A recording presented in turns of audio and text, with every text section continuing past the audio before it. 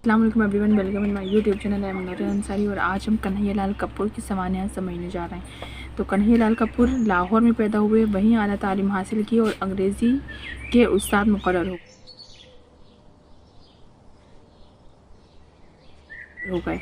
मुल्क की तकसीम के बाद हिंदुस्तान गए। यहाँ गवर्नमेंट कॉलेज मूंगा पंजाब में प्रिंसिपल के ओहदे पर फाइज हुए और यहीं उनकी वफ़ात हुई। वो हिंदुस्तान आने से पहले ही मशहूर हो चुके थे। उन्होंने अपने बाज़ मज़ामीन में ख़ास तरह की नस्र और शायरी के अलावा कई आम इंसानी रवैयों को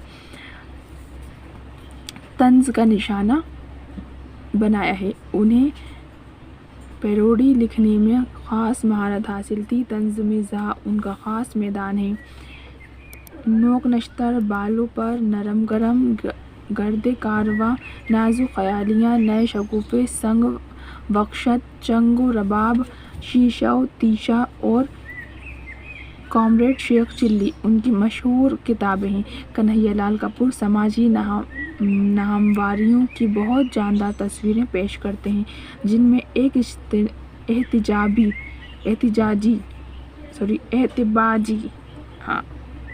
एहतिबाजी पहलू भी होता है।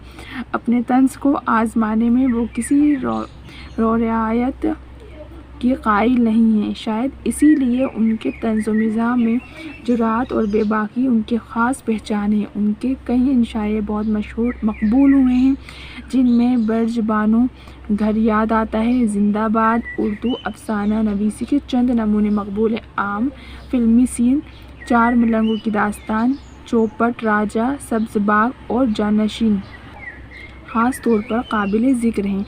इस किताब में कन्हैयालाल कपूर का जो मज़मून शामिल है, इसमें उन्होंने जदीद शायरी और ख़ास तौर पर आज़ाद शायरी को लतीफ़ तंज़ का निशाना बनाया है।